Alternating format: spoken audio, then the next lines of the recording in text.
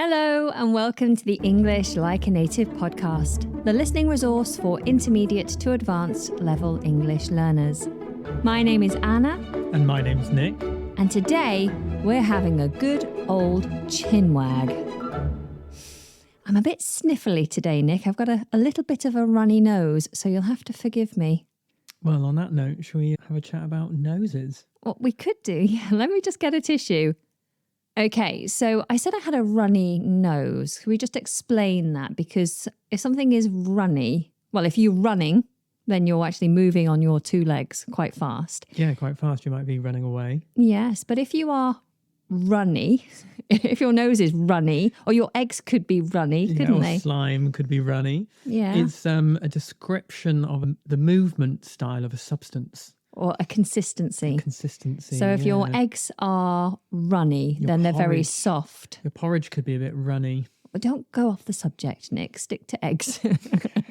So runny eggs are very loose eggs, almost like a soft egg, a soft-boiled egg. But a hard-boiled egg would have a hard, firm consistency. I didn't realise we were deep diving into eggs. I thought we were talking about noses. I just thought eggs would be a more polite way of talking about the consistency of runny. So we like a runny egg, don't we? We like the yolk to be runny. I cannot abide a hard-boiled egg. You can't abide a hard-boiled egg. No. I think if somebody in a restaurant gave me eggs on toast and the yolk was not runny, I probably wouldn't send it back because I'm British, but I would be extremely disappointed. You'd be angry on the inside. I'd write them a bad Trustpilot review.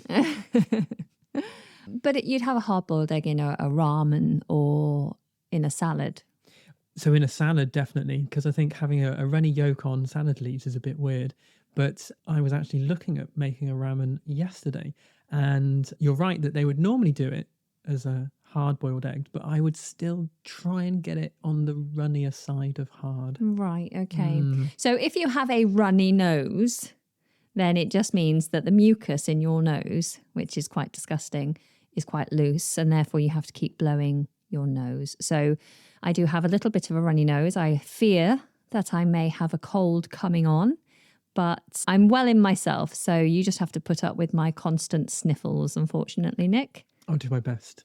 You can cope. I'll try. You'll manage.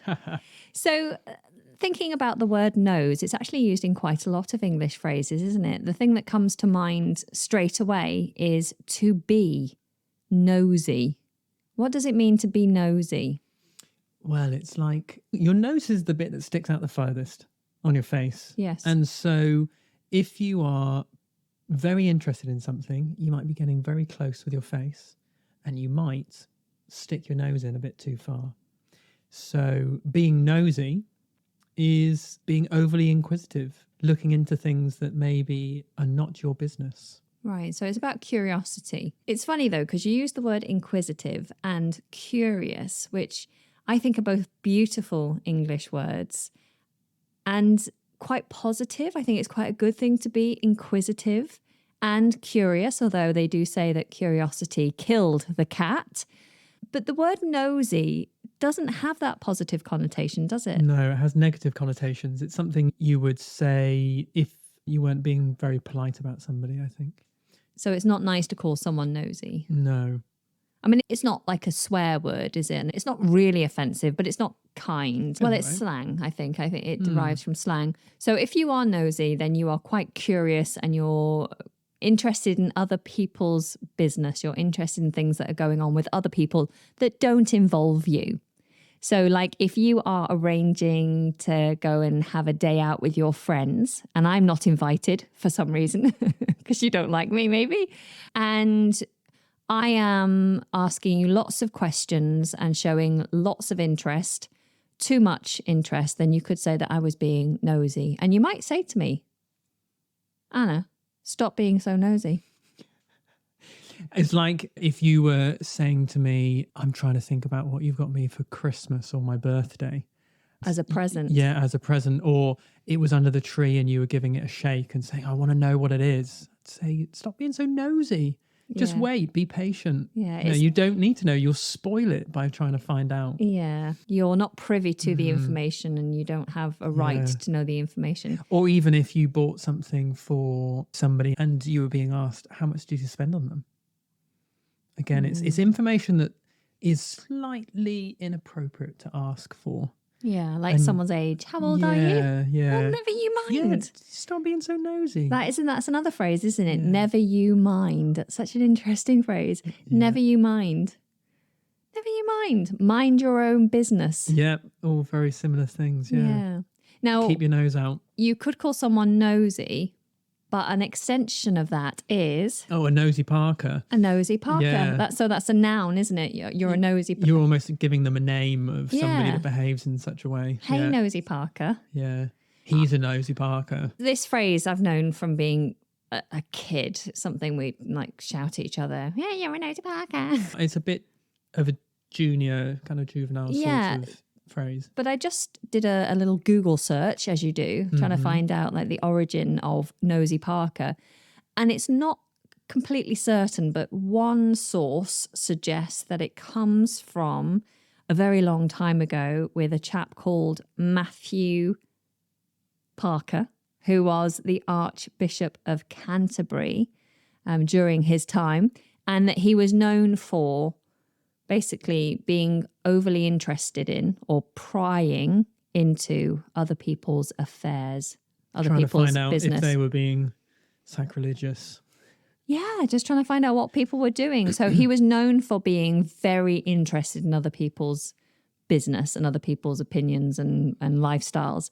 And so because his surname was Parker, he was given the nickname Nosy Parker. And that was obviously so popular at the time that it continued on as a way to name anyone who was curious and inquisitive. It's funny because if you're a religious leader, you often, I assume he would still be doing it, you would run something called confession.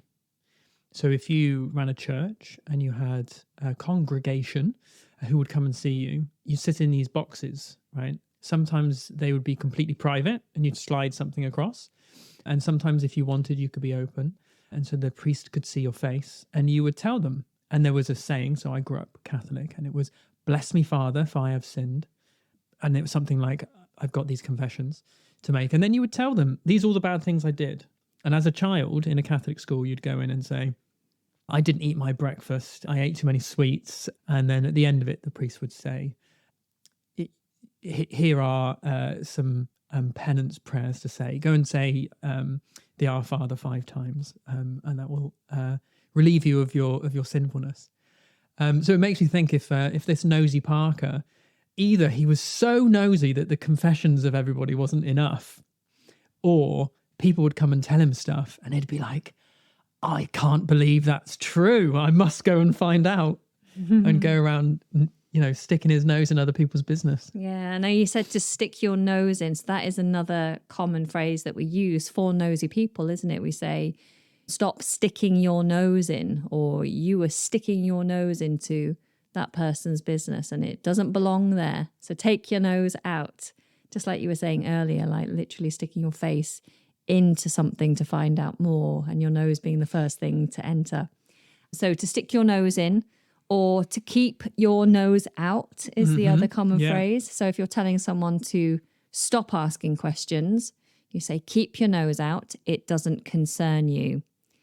Now, connected to this, if you're going to have a look at a place, maybe you're going to have a wander around a shop that you haven't been in before, or a town, if you're on a holiday perhaps, and you're literally just going to have a look around. You've got no other specific purpose. You're not going to take part in activities or buy anything necessarily. You're just going to look. Then you could use the phrase, to have a nose about. To have a nose about. So, Nick, you've got something happening right now. So you go and do that. I'm going to go and have a nose about in the village. Oh, I see. Yeah. If you went to the supermarket to do some shopping, I could say, Anna, can you go and buy the vegetables? I'm going to have a nose about in the seasonal aisle and see what's there. Very nice. Yeah. And also, if you're in a shop and always the shop assistant spots you and they come over and you're like, oh no, they've seen me. And they say, hello, can I help you with anything? And I would reply, I'm just having a nosy. Yeah, or just having a nose about, just doing a bit of window shopping. Yeah. Seeing So, what's around. just having a nosy or just having a nose about. These are very much slang or colloquial sayings that mean I'm just having a look.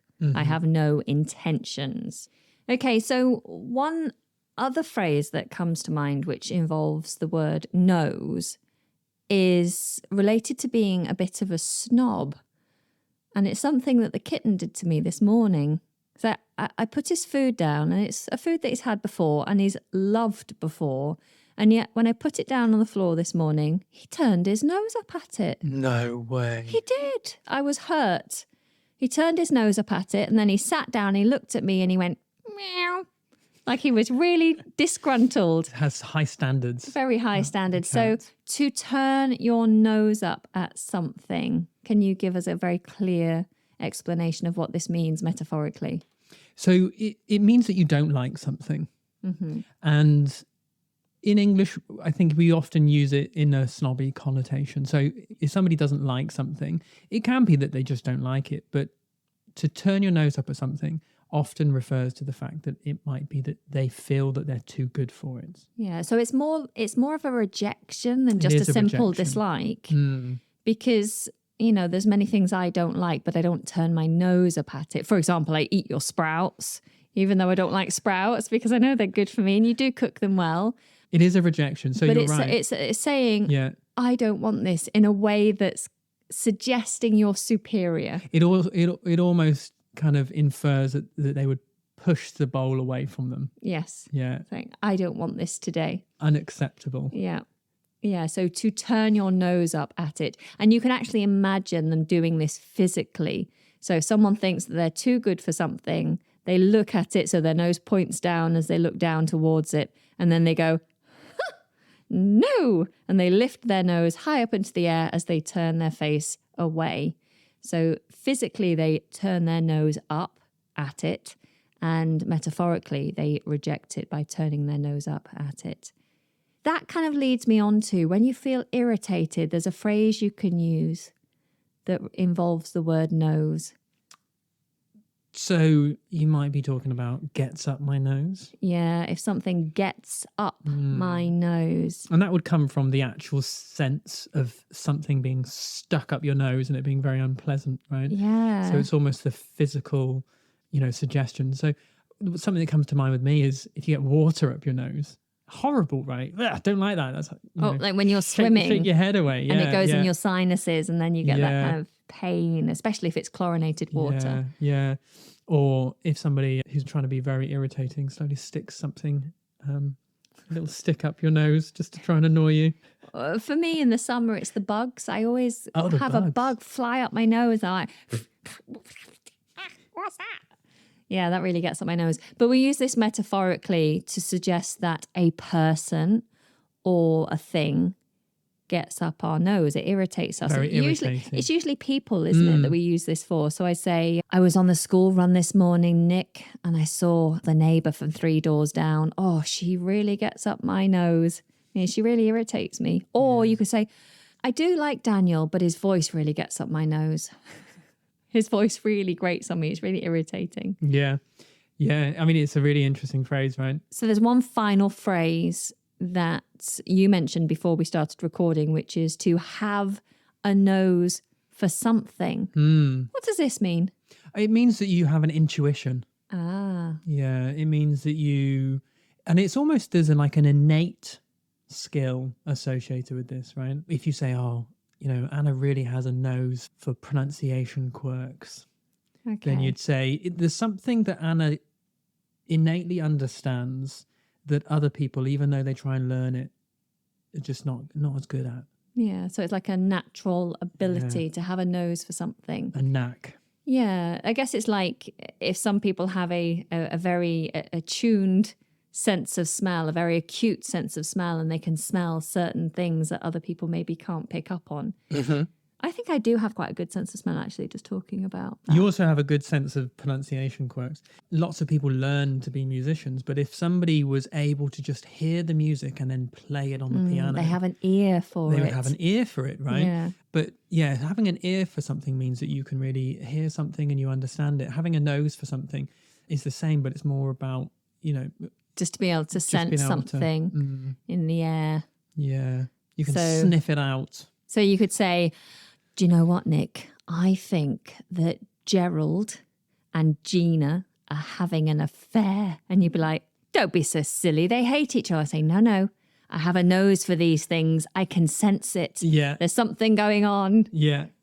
Or if it was a 3-person conversation, for example, I would say, you're talking rubbish, Anna. You don't know what you're talking about. And the third person might be saying, don't you dismiss her, Nick. She really has a nose for this kind of thing. Yeah. It's a way of giving reassurance that there's something that you're missing that they really understand. Yeah, fantastic. So let's just quickly recap for our listeners those phrases. We started with a runny nose, which actually hasn't been too problematic during this recording, which is good. Then we went on to being nosy and being a nosy Parker. And we moved on to the phrases to stick your nose in where it's not wanted and to keep your nose out, which you'll be told if you're being too nosy. Then we talked about having a look around, in which case we'd use having a nose about or having a nosy. And then we talked about turning your nose up at something, rejecting it in your superior snooty manner. Then we talked about something or someone getting up your nose, irritating you. And finally, to have a nose for something. And I'm just being a little bit nosy, Nick. What are you going to be doing as soon as we finish this podcast recording? I'm going to go and have a nose about in the kitchen and see if there's some snacks available. Yeah, it really gets up my nose when you just go and have a nibble in the kitchen. And you don't bring any to me. Well, I do, but you often turn your nose up on it. That's true. Well done. All right. Thank you so much for joining us today, Nick. You're welcome. Thank you for having me. And thank you to our listeners for joining. Until next time, take very good care and goodbye.